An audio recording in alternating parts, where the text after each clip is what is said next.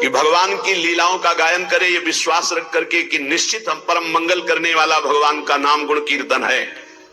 तुम्हारा मन लगे या ना लगे, भाव बने ना बने, अग्नि को देखो या ना देखो, अग्नि को समझो या ना समझो, अग्नि पे भाव करो ना करो, भूल से, चूक से, समझ से, जबरदस्ती से भी छुआ दी जाए तो तुम्हें जला देगी, क्योंकि उसमें दायिका शक्ति है। ऐसे ही श्रद्धा से, अश्रद्धा से, भूल से, जानकारी से, भाव से, कुभाव से, कैसे भी नाम जप करो, लीला कथा सुनो, तुम्हारा परम उद्धार हो जाएगा, परम मंगल हो जाएगा। भगवान की लीला कथा गान करने से हृदय पवित्र होता है। उनकी लीलाओं का, कुछ लीलाएं जो सहज करुणामयी, उनका तो अनुकरण हो सकता है, सब लीलाओं की सामर्थ्य नहीं। अपने सारे सुखों को भूलकर अपने प्यारे के सुख में मगन होना, इसे प्रेम कहते हैं। ढूंढो अपने हृदय में कहां प्रेम है। या अपने सुख के लिए प्यारे से प्यार करना कि मुझे सुख मिलता है, लेकिन प्यारे के सुख के लिए अपने सारे सुखों को भूलकर, यह अनुराग है। अपने सुख दुख की परवाह नहीं, प्यारे की इच्छा में इच्छा मिलाकर उनकी आज्ञा पालन करना। ये दुष्ट स्वभाव वाले नहीं समझेंगे ये बात। उनको अपनी वासनाओं की पूर्ति चाहिए, अपनी इच्छा की पूर्ति चाहिए, नहीं समझेंगे। सत्संग का रंग जब चढ़ेगा तो अपने सुख दुख की परवाह भूलकर अपने प्यारे की आज्ञा में चलना, प्यारे की इच्छा पूर्ति करने की भावना रखना, भगवान की कृपा से हो जाएगा। ये ऐसा भाव हो जाएगा। है दुर्लभ, बड़ा कठिन भाव है, जो सुख वांछा का त्याग करके तत्सुख। पर कृपा शक्ति में इतना महान बल है कि जितनी भगवान की शक्तियां, वो सब कृपा शक्ति का अनुसरण करती है। भाई जी महाराज कहे, इसलिए तुम हर समय कृपा मनाओ कि मेरे ऊपर लाडली जी की बहुत कृपा है। जो कृपा शक्ति का आश्रय ले लेता तो कृपा शक्ति का अनुसरण भगवान की अनंत शक्तियां करती है। यहां तक कि कृपा शक्ति इतनी बलवान है कि भगवान को भी अधीन करवा देती है। कृपा से इतनी कृपा है कि भगवान को भी अधीन करा देती है। भगवान बंधन स्वीकार कर लेते हैं भक्त का कृपा से। इसलिए भगवान की जितनी कृपा मनाते रहोगे, उतना ही आपको अनुभव होता रहेगा कि आपकी अध्यात्म उन्नति हो रही। बहुत बड़ा ये शब्द है कृपा। इसका परिचय साधना में, जब अहम ग्रह साधना थी तब परिचय नहीं था। कृपा बहुत बड़ा, कृपा से सब कुछ हो जाता है, सब कुछ कृपा से हो जाता है। बस हर समय अनुभव करते रहो। श्रीमद् भागवत में लिखा है, किस श्लोक में अर्थ है उसका ये है कि जो हर समय भगवान की कृपा मनाता रहता है, जो दुख सुख आता है उसे भोग लेता है और भगवान की स्मरण में तन्मय रहता, कृपा मनाते, बड़ी कृपा। दुख आया तो बड़ी कृपा, सुख आया तो बड़ी कृपा, विपत्ति आई तो बड़ी कृपा, संपत्ति आई तो बड़ी कृपा। तो वो भगवान को ऐसे प्राप्त हो जाता है जैसे पिता की प्रॉपर्टी पर पुत्र का स्वयं अधिकार हो जाता है, ऐसे भगवत प्राप्त हो जाता है। अखिल रसामृत मूर्ति प्रभु की प्राप्ति का सहज और सर्वश्रेष्ठ उपाय है। चित्त वृत्ति का निरंतर अविच्छिन्न रूप से प्रभु में लगे रहना है। ये हजारों बार चर्चा हुई, इसको पकड़ो। चित्त वृत्ति का निरंतर प्रभु में लगे रहना। चाहे तुम सकाम से हो चाहे निष्काम से, चिंता मत करो। सकाम से भी हो, प्रभु का चिंतन बनने लगे। उस साधन भक्ति के दो प्रभाव प्रकट होंगे। संपूर्ण क्लेशों का नाश। क्लेश किससे होता है? तीन बातों से। पाप से क्लेश होता है, वासना से क्लेश होता है और अज्ञान से क्लेश होता है। ये साधन भक्ति में ज्ञान प्रकाशित हो जाता है, संपूर्ण वासनाएं भस्म हो जाती है और पाप नष्ट हो जाता है। इसलिए क्लेश अग्नि, संपूर्ण क्लेश का नाश साधन भक्ति में ही हो जाता है। और शुभदायिनी, कभी कभी अज्ञान के कारण आरोप भगवान में करते हैं कि भगवान हम पर कृपा नहीं किए, इतनी भक्ति की, इतना नाम जप किया, लेकिन पूर्व प्रारब्ध जो है वो बहुत बलवान है। जब शरीर रचा गया उसी समय प्रारब्ध रचा गया। आपके साथ घटनाएं घटेंगी, इसीलिए नाम जप कर लो। प्रारब्ध और अप्रारब्ध। प्रारब्ध जिसका पाप फल प्रकट हो चुका है, भोगो। अप्रारब्ध अभी आने वाला है, पहले से निश्चित है कि 55 वर्ष की अवस्था में आपको ये भोगना है। पक्का भोगोगे, चाहे जितना भजन करो। भोगने की सामर्थ्य भजन से मिल जाएगी। प्रारब्ध को मिटाना बहुत कठिन है, और जब मिटाने वाला भजन हो जाता है तो मिटाने की इच्छा नहीं रहती, क्योंकि भगवत प्राप्ति के नजदीक पहुंच चुका है। तो लौट कर कौन, जैसे सांप अपनी केचुल की तरफ नहीं देखता, ऐसे भगवत प्राप्ति के योग्य महात्मा शरीर की तरफ नहीं देखता। तो पाप का बीज वासना है, इससे हमारे पूर्व पाप हुए। दो प्रकार के प्रारब्ध बन चुके हैं, एक प्रारब्ध एक अप्रारब्ध। प्रारब्ध जो हम भोग रहे हैं, अप्रारब्ध जो आगे भोगने वाला है। पाप की बीज वासना इस जन्म भी पाप करा रही है, तो हम जब साधन भक्ति करते हैं तो इस जन्म की वासना का नाश होता है और पूर्व स्टार्ट जो पापों का है उसका नाश हो जाता है। और अविद्या जिसके कारण पाप हो रहा था, वासना बन रही थी, उसका नाश हो जाता है, पर प्रारब्ध बना रहता है। ये अज्ञानी जन ना जानने के कारण कहते हैं कि अरे भजन शुरू किया, बड़ा कष्ट भोग रहे हैं, तो क्या भजन का फल है? अनंत जन्मों से भोगते चले आ रहे हो, पाप कर्म करते चले आ रहे हो, तुम्हें पता नहीं। लोगों की समझ में ही नहीं आता। मछली को जल तरोई कहते हैं, तो तुम कौन सी तरोई होगे? तुम्हें भी पता होना चाहिए। पक्का मत्स्यावतार भगवान ने लिया कि नहीं लिया? मत्स्यावतार भगवान ने लिया है, और तुम मछली को जल तरोई करते हो, कढ़ाई में तल के खाते हो, तो तुम भी तले जाओगे। अब एक बार के आहार में कितने जीव खाते हैं लोग, कितना पाप कर रहे हैं। अज्ञानियों को ब्रह्मा भी नहीं समझा सकते। बांस में चाहे जितनी खाद पानी लगा दो, वहां सेव संतरा नहीं लगने वाले। ऐसे ही जो मूर्ख स्वभाव के लोग होते हैं, नहीं समझने वाले। जब साधन भक्ति का अनुष्ठान किया जाता है तो इससे दो प्रभाव प्रकट होते हैं, क्लेश अग्नि और शुभदायिनी। क्लेश अग्नि, पाप से क्लेश होता है, वासना से क्लेश होता है, विद्या, तीनों का नाश हो गया। लेकिन प्रारब्ध और अप्रारब्ध, आगे आने वाला भोग, ये दोनों भोगने पड़ेंगे। इसलिए हिम्मत जुटाओ, नाम जप के द्वारा इतने बलवान बनो कि प्रारब्ध आवे और हंसते हुए भोग लो। प्रारब्ध का नाश करने की जब योग्यता आती, तब नाश करने की इच्छा नहीं रह जाती, और जब तक नाश करने की इच्छा, तब तक योग्यता नहीं आई। सब क्लेशों का मूल कारण भगवान का भजन न होना, भगवत विमुखता है। तो जब हम भक्तों के संग के प्रभाव से साधन भक्ति का अनुष्ठान करते हैं, तो सारे क्लेशों का, दुखों का नाश हो जाता है। अब आगे दुख नहीं है, बस इतना ही है रास्ता जिसको आप भोग ले। सर्व दुख नाशकत्व, ये क्लेश अग्नि से हो गया। अब शुभ का अर्थ है साधक के जीवन में परम मंगल, परम आनंद का विधान, ये नाम से प्रकट होता है। एको क्षण न बिसरो, हर समय नाम जप करो, ये महाशुभ प्रकाशित कर देगा। शुभ से क्या होता है? जैसे क्लेश अग्नि से वासना, पाप, अविद्या का नाश, प्रारब्ध के भोगने की सामर्थ्य आ गई। शुभ से क्या होता है? बोले शुभ सारी दैवी संपदा प्रकट कर देती है। साधन भक्ति से विषय सुख, ब्रह्म सुख, पारमेश्वर सुख, ये सभी प्राप्त हो जाएगा। आपको विषय सुख चाहिए तो भी साधन भक्ति करो, आप देखो विषय सुख प्राप्त हो जाएगा, ब्रह्म सुख प्राप्त हो जाएगा, परमेश्वर सुख प्राप्त हो जाएगा। और अगर इन सुखों की चाह न करो तो प्रेम प्रकट हो जाएगा। जब बहुत जन्मों के पुण्य एकत्रित होते, तब भगवान के प्रेमी संत जनों का संग मिलता है। उसमें भगवत कथा सुनने को मिलती है, सिद्धांत सुनने को मिलते हैं। ये जो तर्क करने वाले लोग तार्किक हैं, ऐसे लोगों को करोड़ों शत्रुओं के समान मानकर त्याग देना चाहिए। ध्यान से सुनिए, जो लोग भगवान के नाम की निंदा करते हैं, धाम की निंदा करते हैं, भगवत लीला की निंदा करते हैं, शास्त्रों की निंदा करते हैं, भक्ति की अवहेलना, ऐसे लोगों का संग त्याग देना चाहिए।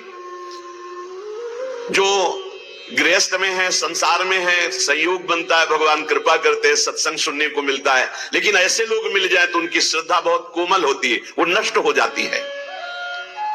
भगवत लीला कथा ही एक ऐसा उपाय है जो हर जीव का परिवर्तन कर देती है। अगर आप सत्संग सुनोगे तो निश्चित आपका परिवर्तन हो जाएगा। जब सत्संग सुनने का समय आवे, अवसर मिले, तो अपने कान बिल्कुल एकाग्र करके लगा देने चाहिए। कोई शब्द नहीं छूटना चाहिए, हर शब्द सुने खूब आनंदित होकर। या तो हम हाथ में माला है इसलिए कि तुम्हारा मन न भगे, और कान सत्संग में है, जहां मन भगने लगे तो बीच में चलाने लगे राधा राधा राधा राधा। और अगर आप एकाग्र श्रोता हैं तो फिर माला की जरूरत नहीं है। एकाग्र दृष्टि वक्ता के मुख पर और निकले हुए शब्द को स्वाति की तरह पान करो। सारी बाधाएं सत्संग नष्ट करने में समर्थ है। सारी बाधाएं अध्यात्म की, व्यवहार की, सब नष्ट हो जाएंगी। सत्संग की धारा जहां अंतर पहुंचती है तो जन्म जन्मांतर के कूड़ा करकट ये सब बहा देती है। कितने ऐसे हजारों लोग हैं जो सत्संग के प्रभाव से अपने जीवन की गंदी बातों का त्याग कर और उत्तम मार्ग में चल पड़े। आग जलाकर भस्म का ढेर छोड़ देती है, पर सत्संग वो बाढ़ है कि राख भी नहीं छोड़ती, सब बहा ले जाती है। अर्थात वासना, कामना, पापाचरण का चिन्ह भी नहीं रह जाता यदि सत्संग रोज सुने और मनन करे तो। श्री कृष्ण का प्रेम साम्राज्य प्राप्त हो जाता है सत्संगी को। जहां श्रोता के मन में वक्ता की परीक्षा लेने की बात आती है कि देखे चल के कैसा ज्ञान है इनको, तर्क करने की बात आती, विवाद करने की बात आती, उन श्रोताओं को विशेष लाभ नहीं मिलता। जो केवल रस पीने की इच्छा, क्या भगवत चर्चा का रस है, आहा आनंद, आज तो सौभाग्य हो गया कि हमें सत्संग सुनने को मिला। ये परिवार, रुपया पैसा, नाना प्रकार की भोग सामग्री, पद द्वीप सबको मिल रहे हैं, पापियों के पास भी है। सुतदाराधन लक्ष्मी पापियों के घर हो, संत समागम हरि कथा तुलसी दुर्लभ दोय। कथा ये भगवान की ऐसी महामहिमामयी है कि सुनने मात्र से भगवत प्राप्ति करा देती है। देखो, बड़े याज्ञिक और विद्वान हैं, वेदज्ञ हैं मथुरा के ब्राह्मण, लेकिन इनको भगवत दर्शन नहीं हुआ और उनकी पत्नियां केवल भगवत चर्चा सुनती हैं। वृंदावन से मालिनी पुष्प लेके जाते, आज ठाकुर जी ने ऐसा श्रृंगार किया था, आज लाल बिहारी ने उस असुर का वध किया। सुन सुन करके इतनी प्रबल लालसा जागृत हुई कि वो भोग लेकर के सीधे भगवान को पवाया और दर्शन प्राप्त किया। रत्नावती जी ने और कभी कोई साधना नहीं की थी, केवल दासी ने भगवत चर्चा सुनाई तो भगवत चर्चा सुनते सुनते ऐसी महान की भक्त भूप उनको कहा श्रीनाभाजी ने। ये अंतरंग लीला में प्रवेश, जब बाहर सुनते सुनते तो अंतरंग लीला में सीधे प्रवेश सत्संग करा देता है।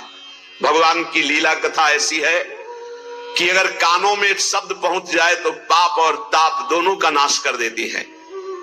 पर जो श्री कृष्ण के भक्त हैं, प्रेमी हैं, उन्हीं के मुख से सुनने पर यह परिवर्तन होता है, अन्यथा नहीं। क्या पूज्य भाई जी महाराज कह रहे कि ऐसा लीला कथा का प्रभाव कि सीधे भगवत प्राप्ति। तो जो श्री कृष्ण के भक्त हैं, प्रेमी हैं, जो रुपया के भक्त नहीं, मान प्रतिष्ठा के भक्त नहीं, व्यवहार के भक्त नहीं, केवल परमार्थ के भक्त हैं, उनको ये वाणी में उनमें प्रवीणता होती है, यह सामर्थ्य होती है कि जीव के स्वभाव का परिवर्तन मर्दन करके उसमें भागवतिक स्वभाव प्रकाशित कर देना। जब कोई श्री कृष्ण भक्त, श्री कृष्ण प्रेमी भगवत चर्चा करता है तो अहोभाग्य, बड़ा सौभाग्य उसका जिसको सुनने को मिलता है। तब उसके पाप ताप सब भस्म हो जाते हैं, क्योंकि उनकी वाणी श्री कृष्ण से जुड़ी हुई है, उनका चित्त श्री कृष्ण से जुड़ा हुआ है। अतएव जो शब्द उच्चारण करते हैं उसमें श्री कृष्ण की सामर्थ्य होती है और जीव का परिवर्तन कर देती है। ज्ञान योग से भगवान को ब्रह्म समझकर भजने वाले संसार से मुक्त होना चाहते हैं। अष्टांग योग वाले समाधि में स्थित होकर परमात्मा की दिव्य सिद्धियां और ज्योति दर्शन पाना चाहते हैं। ईश्वर ज्ञान युक्त भक्त लोग सामीप्य, सायुज्य आदि मोक्ष चाहते हैं। ये सब आत्महित चाहते हैं। लेकिन सत्संगी श्री कृष्ण प्रेम चाहता है। इसीलिए कहा तात स्वर्ग अपवर्ग सुख धरी तुलाए कंग तूल न ताए सकल मिल जो सुख लव सत्संग। सत्संग सीधे भगवत प्रेम, सत्संगी सीधे भगवत प्रेम चाहता है। श्री कृष्ण के साथ, प्रभु के साथ ममता हो जाना ये सबसे बड़ी बात है। और उस ममता का स्वरूप प्राण वल्लभ श्री कृष्ण, प्राण वल्लभ, प्राणों से भी अधिक प्रीतम हमारे प्यारे हैं। प्राण देना पड़े तो ऐसे पुष्प की तरह दे दे। भक्ति के अनेक साधन हैं। बड़े बड़े महापुरुषों ने, ऋषियों ने, ब्रह्म ऋषियों ने भगवत प्राप्ति की बड़ी साधनाएं बताई है, व्याख्याएं की है। यहां उत्तमा भक्ति का क्या स्वरूप है, बहुत समझने का विषय है। सर्वोत्तम भक्ति का क्या लक्षण है, तो बोले अन्याभिलाषिता शून्यम ज्ञान कर्माद्यनावृतम आनुकूल्येन कृष्णानुशीलनम भक्तिरुत्तमा। जो सौंदर्य माधुर्य निधि बड़े बड़े महात्मा, बड़े बड़े ब्रह्मज्ञानी तपस्वियों के भी मन को बरबस खींच लेते हैं। बड़ी अद्भुत रूप माधुरी जिनकी है, अनंत प्रभुता है जिनकी, अनंत ऐश्वर्य है जिनकी। भगवान देवादिदेव महादेव और ब्रह्मा जिनकी आज्ञा का पालन करते हैं, जो उनके चिंतन में रहते हैं, वो सबके मूल आश्रय तत्व भगवान श्री कृष्ण चंद्र। जो अनुकूलता युक्त अनुशीलन, उत्तमा भक्ति का लक्षण श्री कृष्ण अनुकूल लेना। उत्तमा भक्ति अनुकूलता अर्थात श्री कृष्ण की रुचि में रुचि मिलाकर। कैसे जानेंगे श्री कृष्ण की रुचि क्या है? संपूर्ण गीता भगवान की आज्ञा है। भागवत में 11 स्कंद में उद्धव जी को जो आदेश कर रहे हैं, हम सब भक्तों को आदेश कर रहे हैं। भगवान श्री कृष्ण की आज्ञा के अनुसार ही शरीर से क्रिया हो, वाणी से हम वही बोले जैसा भगवान का आदेश है, मन वही निरंतर कार्य करे जो भगवान की प्रियता। कैसे कहते हैं? श्री कृष्ण अनुकूलेन प्रतिकूलस्य विसर्जनम। एक भी प्रतिकूल शरीर से आचरण ना हो, वाणी से शब्द ना हो, मन से संकल्प ना हो। श्री कृष्ण को प्रसन्न करना, श्री कृष्ण को सुख प्रदान करना, उनकी आज्ञा में रहना, ये अनुशीलन रूपा भक्ति श्री कृष्ण अनुकूलेन है, प्रभु के अनुकूल चलना।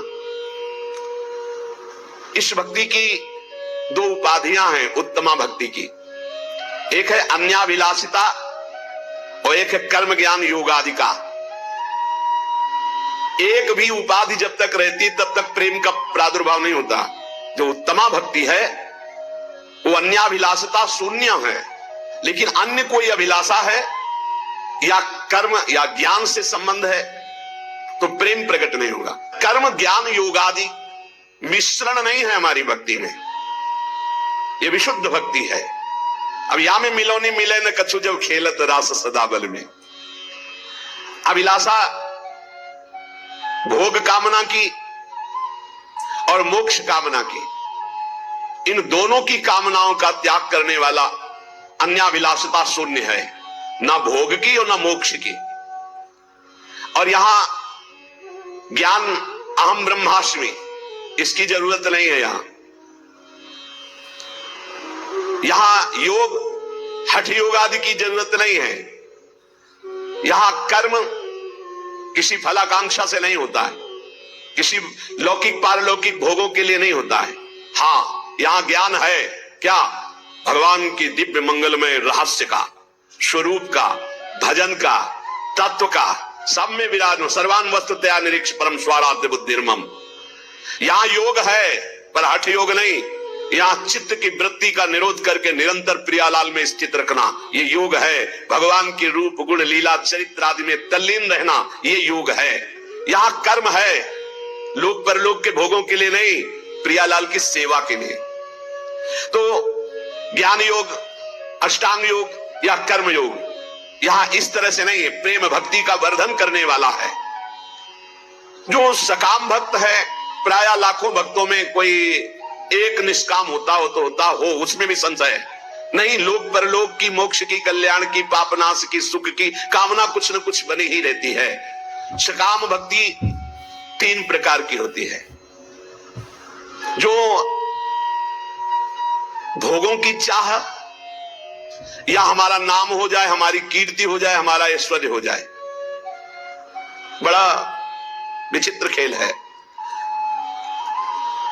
अपना नाम करना, गुणगान प्रभु का गा रहे हैं, नाम अपना चाहते हैं। कीर्ति प्रभु की गा रहे हैं, कीर्ति अपनी चाहते हैं। प्रभु की बात कर रहे हैं, प्रतिष्ठा अपनी चाहते हैं।